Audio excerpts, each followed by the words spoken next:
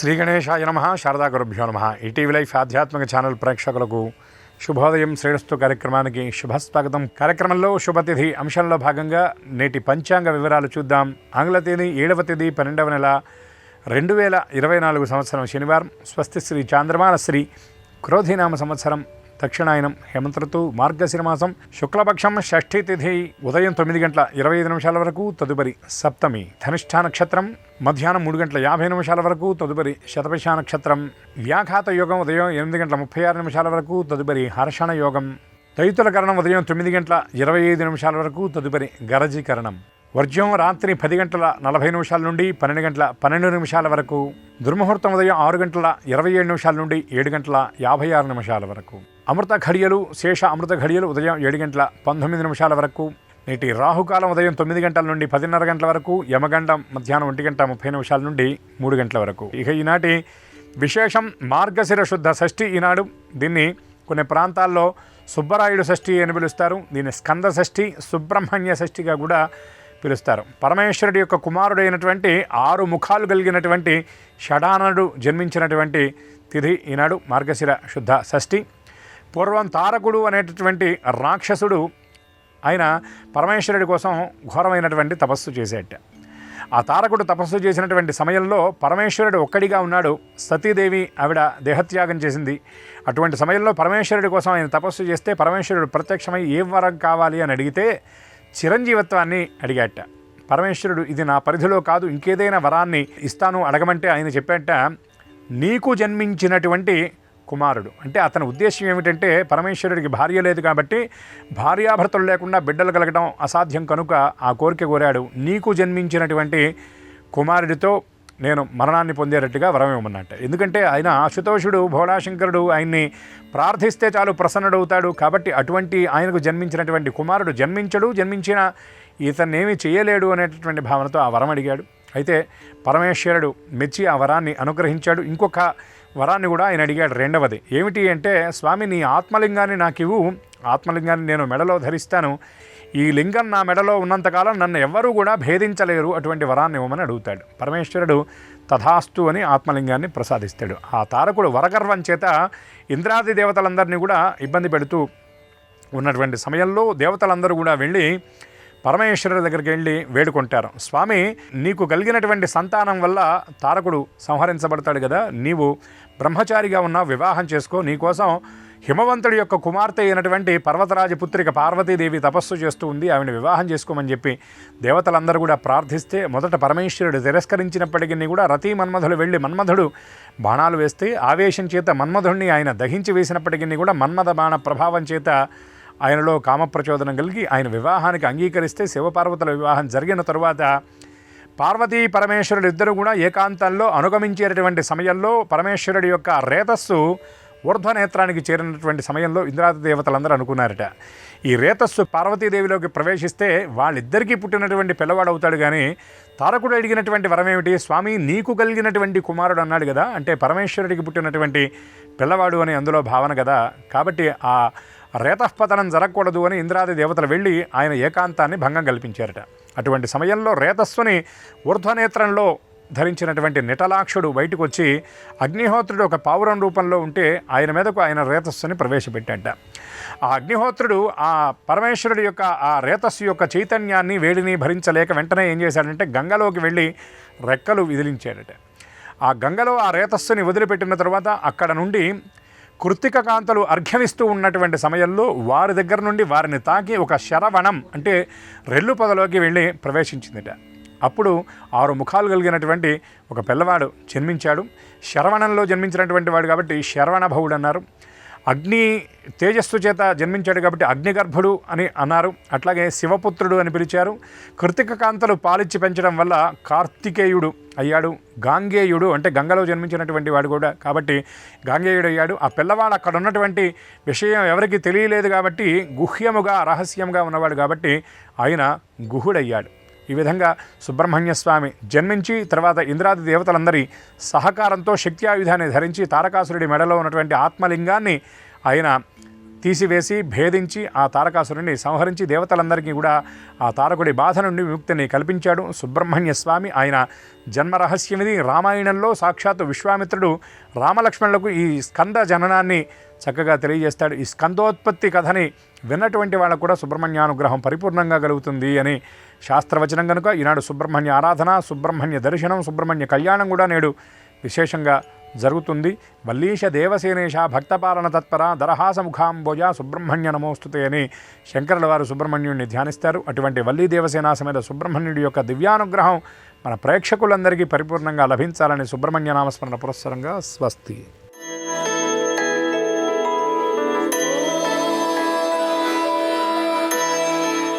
ETV life ఆధ్యాత్మిక channel ప్రేక్షకులందరికీ నమస్కారం. శ్రీరస్తు కార్యక్రమంలో గ్రహయోగం అంశానికి స్వాగతం. ఈనాటి గ్రహయోగం అంశంలో మేషాది ద్వాదశ రాశి వారికి కలిగే శుభ అశుభ ఫలితాల్ని, అవసరమైన సందర్భంలో ప్రత్యామ్నాయ మార్గాల్ని తెలుసుకుంటారు. అంతేకాక ఏ రాశి వారికి ఏ దిక్ప్రయాణం లాభకరమో, ఏ రాశి వారికి ఏ దైవ దర్శనం వల్ల సకల శుభాలు కలుగుతాయో, ఏ రాశి వారు ఏ రంగు దుస్తుల్ని ధరించినట్లయితే ఈరోజు నిర్విఘ్నంగా పనులన్నీ పూర్తవుతాయో, ఏ రాశి వారికి ఏ సంఖ్య అదృష్ట సంఖ్యగా నేటికి మాత్రం పరిణమించబోతోందో ఆ విశేషాలని క్రమంగా తెలుసుకుంటారు. ముందుగా నేటి పంచాంగం. ఈరోజు శుద్ధ షష్ఠి ఉదయం 9:25 వరకు, తదుపరి సప్తమి. ఈరోజు శనివారం, నక్షత్రం ధనిష్ఠ. ఈనాటి ప్రత్యేకత సుబ్రహ్మణ్య షష్ఠి, అంటే పుట్టలో పాలు పోసుకునేటటువంటి రోజుగా మనందరికీ ప్రసిద్ధి. నిజానికి వ్యక్తి అటు తిరిగి బాసింపిట్లు వేసి కానీ కూర్చున్నట్లయితే పడగ ఎత్తిన పాములా కనిపిస్తాడు. అక్కడ పుట్టలో పాలు పోస్తున్నటువంటి ఆ వంకతో మనం జ్ఞానక్షీరాన్ని ఈ శిరస్సులో పోసుకోవాలని, దురాలోచనలు లేకుండా ఉండాలని, అప్పుడు మాత్రమే శరీరం అంతా కూడా సదాలోచనలతో నిండి దేశానికి క్షేమకరమైనటువంటి ఉద్దేశాలని ప్రకటించగలుగుతామని దీని భావం. కాబట్టి తలలో పాలు పోసుకోవడం అనేది దీని అంతర్థంగా భావించాలి. ఇక నేటి గ్రహస్థితిని పరిశీలించి చూస్తే వృషభంలో గురుడు వక్రీకరించున్నాడు, కర్కాటకంలో కుజుడు కూడా వక్రీకరించున్నాడు, కన్యలో కేతువు, వృశ్చికంలో రవి బుధుడు ఉంటే బుధుడు మళ్ళీ వక్రీకరించున్నాడు, మకరంలో శుక్రుడు ఉంటే కుంభంలో రవి చంద్రుడు ఉన్నారు, మీనంలో రాహు ఉన్నాడు. ఈ గ్రహస్థితి ఆధారంగా ద్వాదశ రాశుల వారి శుభ అశుభ ఫలితాల్ని క్రమంగా పరిశీలిద్దాం. ముందుగా మేషరాశి.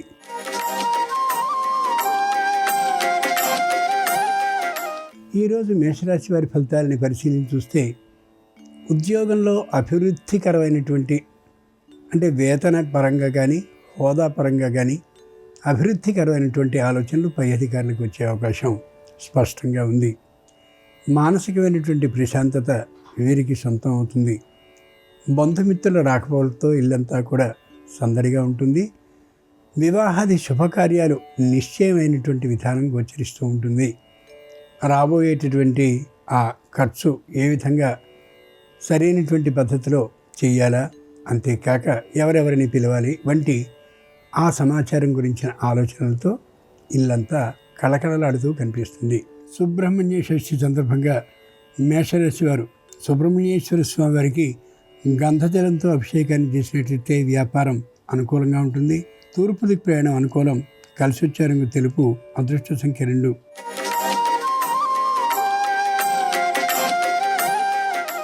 ఈరోజు వృషభ రాశి వారి ఫలితాలని పరిశీలించి చూస్తే అనవసరమైనటువంటి విషయాల్లో జోక్యాన్ని చేసుకునేటటువంటి అవసరం గోచరిస్తోంది. వీలైనంత వరకు అలాంటి పని చేయకుండా ఉండడం శ్రేయస్కరం. సంతానం ఇంకా విద్యార్థి దశలో కానీ ఉన్నట్లయితే వాళ్ళ విద్యా ప్రతిభని చాటుకునేటటువంటి పరీక్షలకి సిద్ధపడతారు. సంపూర్ణంగా ఉత్తమమైనటువంటి అంకాలు అంటే మార్కులతో ఉత్తీర్ణులవుతారనే నమ్మకం లేదు, కానీ మంచి ప్రతిభని మాత్రం చూపించగలుగుతారు. సుబ్రహ్మణ్య షష్ఠి సందర్భంగా వృషభ రాశి వారు సుబ్రహ్మణ్యేశ్వర స్వామికి గోక్షీరంతో అభిషేకం చేసినట్టయితే ఆకస్మిక ధన లాభం కలుగుతుంది. ఈశాన్య దిక్ ప్రయాణం అనుకూలం. కలిసి వచ్చే రంగు ఎరుపు. అదృష్ట సంఖ్య 4.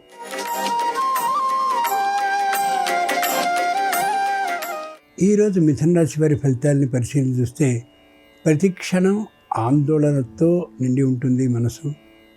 పై అధికారులతో ఏ విధమైనటువంటి విభేదాలు లేకపోయినప్పటికీ కూడా ఏం జరుగుతుందో ఏం జరగబోతోందో అనేటటువంటి ఆలోచనతోనే ఉంటారు.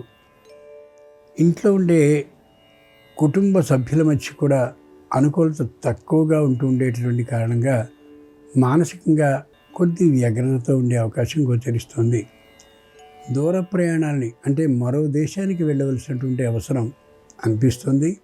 వెళ్ళవలసి వస్తే మాత్రం వస్తు చౌర్యం, వస్తు నష్టం లేకుండా ఉండేలా చాలా జాగ్రత్తగా భద్రతతో ప్రయాణించడం అవసరం. సుబ్రహ్మణ్య షష్ఠి సందర్భంగా మిథున రాశి వారి సుబ్రహ్మణ్యేశ్వర స్వామి వారికి పుష్ప జలాలతో అభిషేకాన్ని కానీ చేసినట్లయితే తప్పక శుభవార్తను వినే అవకాశం ఉంటుంది. దక్షిణ దిక్ ప్రయాణం అనుకూలం. కలిసి వచ్చే రంగు పసుపు. అదృష్ట సంఖ్య 9.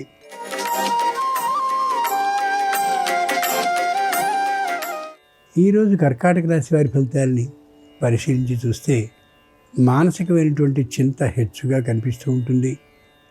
అన్నీ ఉండి కూడా ఏదో కోల్పోయినటువంటి తనంతో ఉండొచ్చు. ఆర్థికమైనటువంటి బరువు లేకపోయినా మానసికంగా మాత్రం సుఖ సంతోషాలు లేకుండా ఉంటారు. కుటుంబంలో ఐకమత్యం అనేది తక్కువగా ఉండేటువంటి కారణంగాను, కుటుంబ రహస్యాలు బయటికి వెళ్ళిపోతూ ఉండేటటువంటి కారణంగాను మానసిక వ్యగ్రత మరి కాస్త ఉండే అవకాశం గోచరిస్తుంది. సంతానంలో ఒకరు తమ మాటని దాటేటటువంటి పరిస్థితి ఉండే కారణంగా ఆనందకరంగా ఉండలేరు. ఈ రోజున సుబ్రహ్మణ్య షష్ఠి సందర్భంగా కర్కాటక రాశి వారు సుబ్రహ్మణ్యేశ్వర స్వామి వారిని పంచఫల రసాలతో అభిషేకించినట్లయితే విదేశీయానంతో పాటు ఆర్థిక అవకాశం కూడా కనిపిస్తూ ఉంటుంది. నిర్ణీత ప్రయాణం అనుకూలం. కలిసి వచ్చే రంగు నలుపు. అదృష్ట సంఖ్య 6.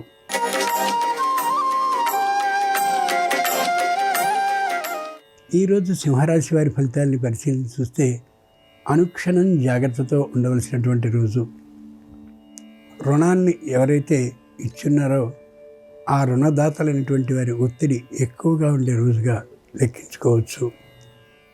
ఏ విధమైనటువంటి హామీలను ఇచ్చినా, ఏ తీరు పత్రాలను వారికి సమర్పించినా ఒప్పుకోకపోవచ్చు. వెంటనే సొమ్ముని చెల్లించవలసి రావచ్చు. ముఖ్యంగా దురాశతో అనేకమైనటువంటి ప్రదేశాల్లో ఎక్కడెక్కడో అడ్వాన్స్ ఇచ్చినటువంటి ఆ భూములు, స్థలాలు, పొలాలు ఏవైతే ఉన్నాయో వాటన్నిటినీ తిరిగి మళ్ళీ ఆ యజమానులు తీసుకునేంత స్థాయి ఒత్తిడి రావచ్చు. సుబ్రహ్మణ్య షష్ఠి సందర్భంగా సింహరాశి వారు సుబ్రహ్మణ్యేశ్వర స్వామి వారిని కుంకుమ జలాలతో అభిషేకించినట్టయితే ఉద్యోగ ప్రాప్తి అవుతుంది. పశ్చిమ దిక్ ప్రయాణం అనుకూలం. కలిసి వచ్చే రంగు నీలం. అదృష్ట సంఖ్య 7.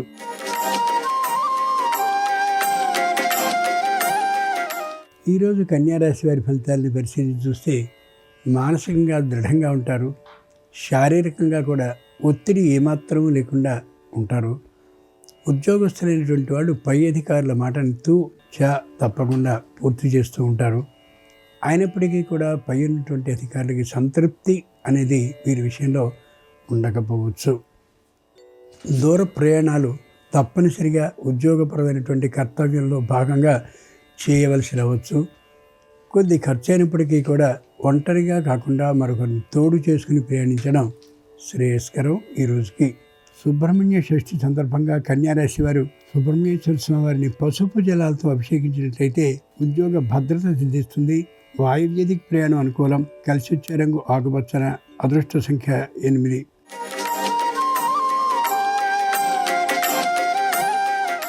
ఈరోజు తులారాశి వారి ఫలితాలను పరిశీలించి చూస్తే సంపూర్ణంగా సొంతమైనటువంటి నిర్ణయాలను తీసుకోవాలి అనే గట్టి ఆలోచనకు వస్తారు. వివాహాది విషయాల్లో కూడా వారి నిర్ణయమే వారిది అన్నట్లుగా ప్రవర్తిస్తారు. ఎంతమంది చెప్పినప్పటికీ కూడా తమ నిర్ణయాన్ని మార్చుకునే అవకాశం ఏమాత్రం ఉండదు. స్థలాలని పొలాలని కూడా ఒకటో రెండో ఆ స్థలాలని అమ్మేయాలనేటువంటి ఆలోచనలో కూడా ఉంటారు. వినేటటువంటి పరిస్థితి ఉండకపోవచ్చు. వృత్తిపరమైన వ్యాపారపరమైన మార్గాలు ఆదాయానికి సంబంధించినవి అనుకూలంగా ఉంటాయి. సుబ్రహ్మణ్య షష్ఠి సందర్భంగా తులారాశి వారు సుబ్రహ్మణ్యేశ్వర స్వామి వారిని శుద్ధ జలాలతో అభిషేకించినట్లయితే ఉద్యోగంలో భద్రత సిద్ధిస్తుంది. తూర్పు దిక్కు ప్రయాణం అనుకూలం. కలిసి వచ్చే రంగు తెలుపు. అదృష్ట సంఖ్య 2.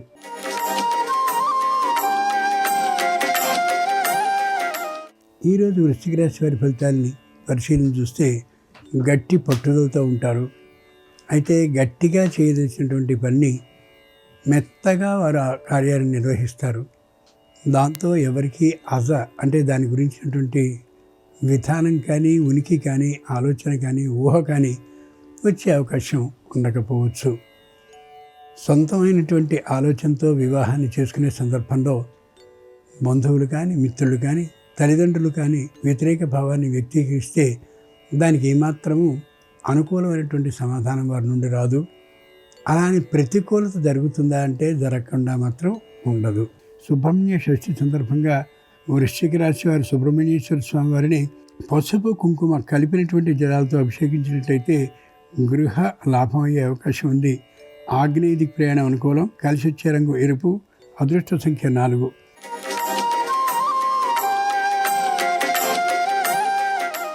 ఈరోజు ధనురాశి వారి ఫలితాలను పరిశీలన చూస్తే స్వతంత్ర నిర్ణయాలతో ఉంటారు. ఎవరు ఏ మాట చెప్పినప్పటికీ వినే అవకాశం ఉండకపోవచ్చు. శుభకార్యానికి ఖచ్చితంగా వెళ్ళాలనేటటువంటి గట్టి నిర్ణయానికి వచ్చేస్తారు. ఆ నిర్ణయాన్ని తిరిగి మళ్ళీ మార్చడం అనేది అసాధ్యం కావచ్చు. ముఖ్యంగా బహుమతులుగా ఇచ్చేటువంటి సందర్భంలో సరైనటువంటి ఆలోచనని చేసుకోవాలి. ఎవరి స్థాయి ఎంతో గమనించి అంత మాత్రమే వస్తువుని బహుమతిగా ఇవ్వడం సరైనటువంటి కానుక కావచ్చు. వృత్తి వ్యాపారాల్లో ఆనుకూల్యం చాలా ఎక్కువగా ఉంటుంది. ఏ విధమైనటువంటి ఇబ్బందులు ఉండవు. అయితే పై అధికారుల ఒత్తిడి మాత్రం ప్రతి విషయంలోనూ హెచ్చుగా ఉండే అవకాశం ఉంది. సుబ్రహ్మణ్యేశ్వర సందర్భంగా ధనురాశి వారు సుబ్రహ్మణ్యేశ్వర స్వామి వారికి పంచామృత జలాలతో అభిషేకాన్ని చేసినట్లయితే భూ లాభం అవుతుంది. ఉత్తర దిక్కు ప్రయాణం అనుకూలం. కలిసి వచ్చే రంగు తెలుపు. అదృష్ట సంఖ్య 3.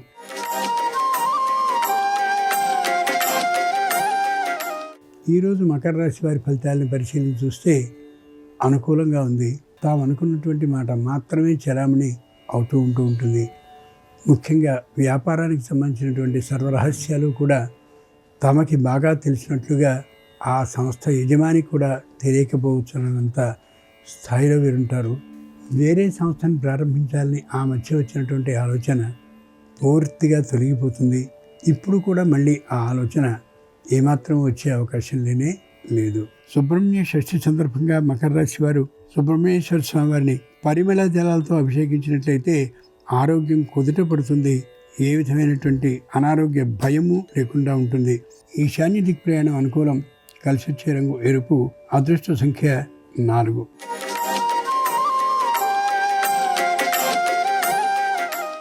ఈరోజు కుంభరాశి వారి ఫలితాలను పరిశీలించి చూస్తే ప్రతి విషయాన్ని గుట్టుగా గుంఫనగా ఉంచాలి అని అనుకుంటారు. సంతానానికి సంబంధించిన వివాహాది విషయాల్ని కూడా వెంటనే బయటికి పొక్కకుండా ఉండేలా జాగ్రత్త పడతారు. ముఖ్యంగా వంశానికి ఏ విధమైన కళంకమైనా వస్తుందేమో అన్నటువంటి ఆలోచనతో వివాహానికి సంబంధించిన కొన్ని తేడాలు ఉన్నప్పటికీ కూడా దాన్ని అంగీకరిస్తారు. వాటిని ప్రచారం చేయడం మాత్రం పిల్లలకి ఇష్టంగా ఉండకపోవచ్చు. ఎక్కడా పెట్టుబడి పెట్టాలనేటువంటి ఆలోచన ఏమాత్రం ఉండదు. అంతేకాక అందరికీ సంబంధించినటువంటి అనుకూలత అభివృద్ధి మాత్రమే తన అనుకూలత అభివృద్ధి అని భావిస్తారు ఈ రాశివారు. సుబ్రహ్మణ్య షష్ఠి సందర్భంగా కుంభరాశి వారు సుబ్రహ్మణ్యేశ్వర స్వామి వారిని తేనెతో అభిషేకించినట్లయితే భూ లాభం అయ్యే అవకాశం ఉంది. ఉత్తర దిక్కు ప్రయాణం అనుకూలం. కలిసి వచ్చే రంగు నీలం. అదృష్ట సంఖ్య 1.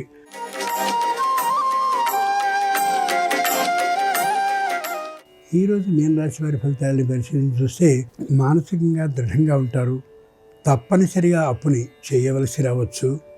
ఏ విధమైనటువంటి ఇబ్బంది లేకుండా కుటుంబాన్నంతటినీ కూడా గడపగలుగుతారు. ప్రతి పత్రానికి కూడా సమాధానాన్ని ఒక్కరోజు కాలంలోనే తిరిగి పంపిస్తూ ఉండడంతో పై అధికారుల దృష్టిలో వీరికి ప్రత్యేకమైనటువంటి స్థానం ఉండే అవకాశం గోచరిస్తోంది. వృత్తి వ్యాపారాల పరంగా వచ్చే ఆదాయం అనుకూలంగా ఉంటుంది. కష్టపడవలసిన, నష్టపడవలసిన, భయపడవలసిన అవసరం ఉండకపోవచ్చు. అంచేత మొత్తానికి ఈ రాశివారు ఈరోజు అనుకూలతనే కలిగి ఉంటారు తప్ప తాత్కాలికమైన ప్రతికూలతని కూడా కలిగి ఉండని యథార్థాన్ని గుర్తించగలగాలి. సుబ్రహ్మణ్య షష్ఠి సందర్భంగా మీనరాశి వారు సుబ్రహ్మణ్యేశ్వర స్వామివారిని నాలికేర జలం, కొబ్బరితో కూడినటువంటి నీళ్లతో అభిషేకించినట్లయితే సమస్యలన్నీ వేగంగా పరిపూర్తి అయిపోతాయి. అనుకూలత మరింతగా ఉంటూ ఉంటుంది. ఈశాన్య దిక్ ప్రయాణం అనుకూలం.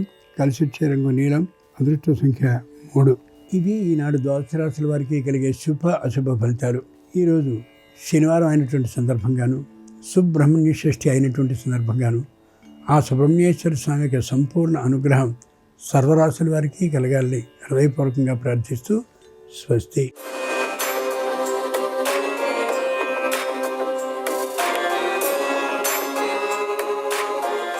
నమస్కారం. ఈరోజు సుబ్రహ్మణ్య షష్ఠి. ఈ సందర్భంగా సుబ్రహ్మణ్య స్వామిని ఎలా అభిషేకిస్తే ఎలాంటి సత్ఫలితాలు కలుగుతాయో, సుబ్రహ్మణ్య స్వామిని ఏ విధంగా పూజించడం ద్వారా జాతకంలో ఉన్న రాహుకేతు దోషాలు, కాలసర్ప దోషాలు, కుజగ్రహ దోషాలు వీటన్నిటి తీవ్రతను తగ్గింపజేసుకోవచ్చు, నేటి పరిహారాలు, పరిష్కారాలు అనే అంశంలో పరిశీలిద్దాం. పరమేశ్వరుడిలాగే సుబ్రహ్మణ్య స్వామి కూడా అభిషేక ప్రియుడు. కాబట్టి సుబ్రహ్మణ్య స్వామికి సుబ్రహ్మణ్య షష్ఠి సందర్భంగా ప్రత్యేకమైన ద్రవ్యాలతో దేవాలయంలో అభిషేకం చేయించుకున్న, గృహంలో సుబ్రహ్మణ్య స్వామి విగ్రహానికి అభిషేకం చేసుకున్న ఉత్తమ ఫలితాలు కలుగుతాయి. సుబ్రహ్మణ్య షష్ఠి సందర్భంగా ఆవు పాలతో సుబ్రహ్మణ్యుడికి అభిషేకం చేయించుకున్నట్లయితే దీర్ఘాయుర్దాయం కలుగుతుంది. ఆవు పెరుగుతో అభిషేకం చేయించుకుంటే సత్సంతాన ప్రాప్తి కలుగుతుంది.